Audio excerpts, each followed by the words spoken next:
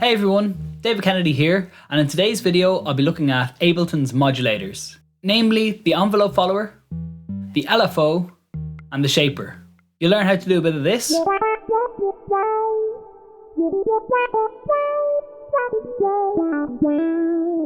a bit of that,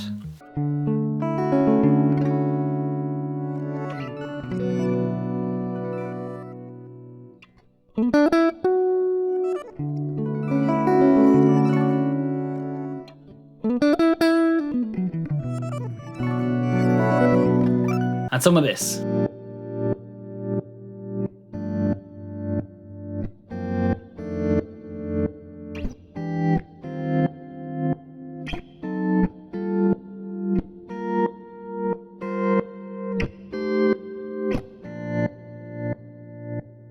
As always, timestamps are in the description box below, so feel free to hop around the video as you like. The Ableton project and all of the guitar samples that I'm working with today are available to download via Gumroad for a once-off payment of €3, or if you'd like to support what I'm doing here on YouTube, you can check out my Patreon page. The €5 tier allows you to access all of the Ableton projects I discuss on YouTube. So without further delay, let's hop into the Ableton project, and I'm going to show you how to set up and use the envelope follower, the shaper, and the LFO modulators in Ableton. So here we are inside the Ableton project. I've got a beat set up here that I composed for the purposes of this video.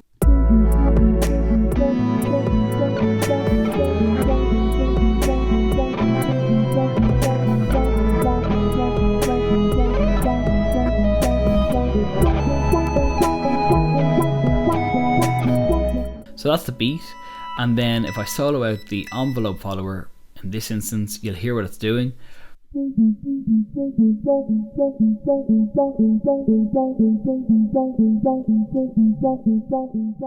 So a quick breakdown of what's happening here. In this envelope group, I've got two tracks. One of them is called a dummy guitar, and one of them is called a guitar envelope. On the dummy guitar, I've put the envelope follower modulator, and that's over here in audio effects, modulators, and then I grab this envelope follower and I put it wherever I want. In this case, I've put it over onto the dummy guitar clip. So any guitar signal coming through here, and you can see it down here on the envelope follower, this is the envelope of me picking the guitar or playing the guitar. So how all the modulators work is you can map them to a variety of places, and in this case I've mapped this envelope follower to the frequency of an auto filter, and the auto filter is on the guitar envelope track. So this is what you're hearing when I play this.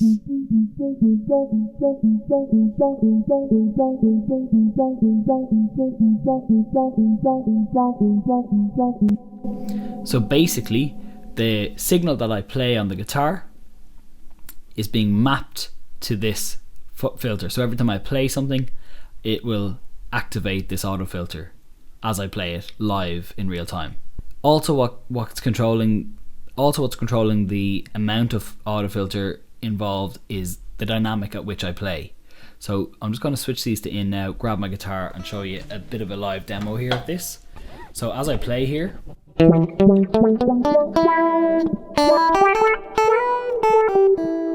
so the softer I play, the less it activates the auto filter.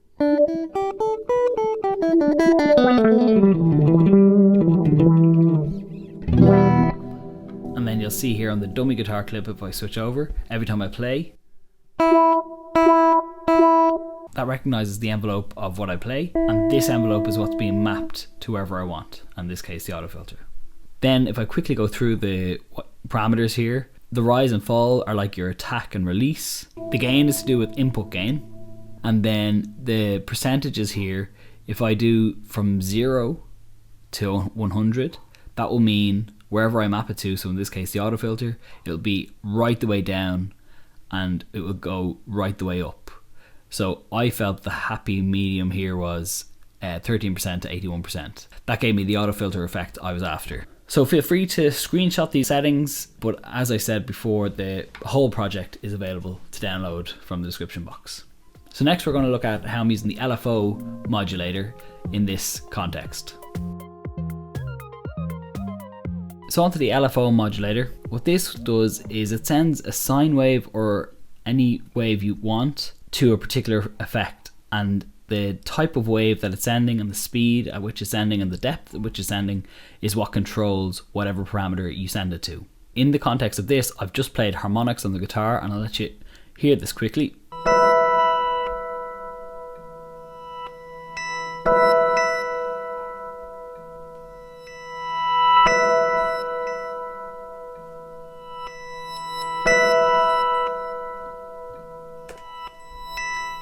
So what this LFO is actually controlling at the minute is a series of effects, so the 3 effects here. And you can see the dials turn automatically as the sine wave goes up and goes down. So to map, you would select a map function, and then you could click one of these knobs here on the macro list, or anything else your heart desires. But in this case, I went with those 3.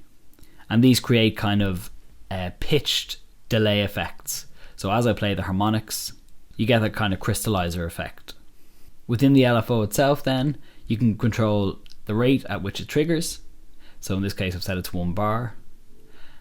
You can set it to all different types of waveforms.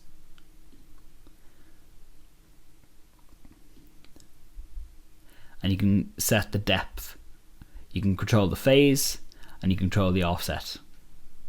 And again, within the mappings, you can control the percentages at which it goes to. One other element that's really cool with this is the jitter and smooth functions, which are on most of the modulators.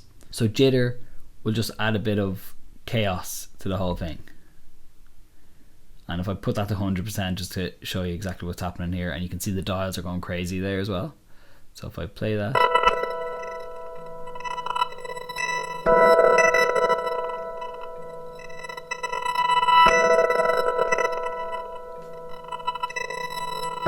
So as a sound design tool, that's actually really helpful.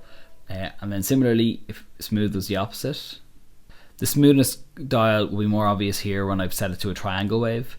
And as I bring the smooth up, you'll see that there's a bit more of a slope on the corners here. So that leaves us with the shaper modulator. So for the shaper modulator, I've done a similar thing as the envelope follower, in that I have a dummy shaper clip here within this group, and I have the audio that you hear. On the dummy clip, there's the modulator itself, so I grab the shaper and I put it on this dummy clip here. And again, the dummy clip allows me to play this stuff in real time. And what I have here is just a swell up. So every time you hear this, I'll just give you a little listen.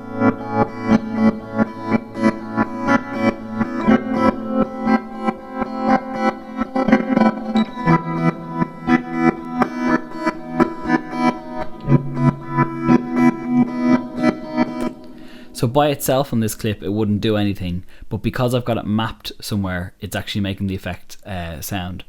So where I have it mapped is to the gain function of a utility, and you'll see this knob going because the shaper is still going. So I put a utility on the what you hear live in, and where that shaper is being mapped is to this gain knob here. So you're hearing it go from very quiet to very 0 dB, and that creates this effect.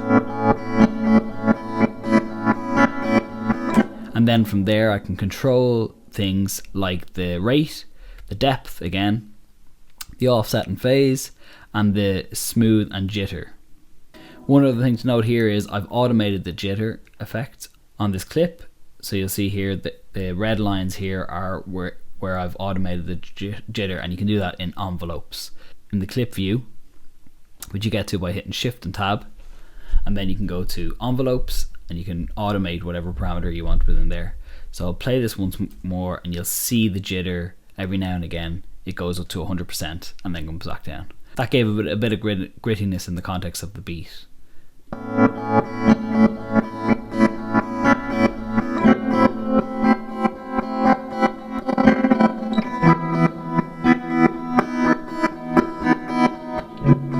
So subtle enough. One other thing I noticed is with the gain setting, I actually set it to 50% because 50% is actually where you want 0 dB to be.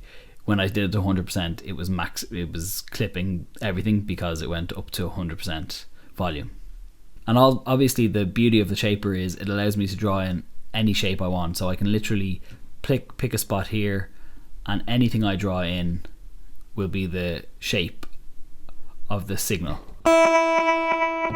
So you can get a lot of wild and interesting things going on in this setup. For the context of the beat, I went for a very straightforward swell up situation, but literally your imagination is the limit here because you can do any shape you want. So that's it for today's video. Thanks so much for watching, and I hope you've gained something of value here.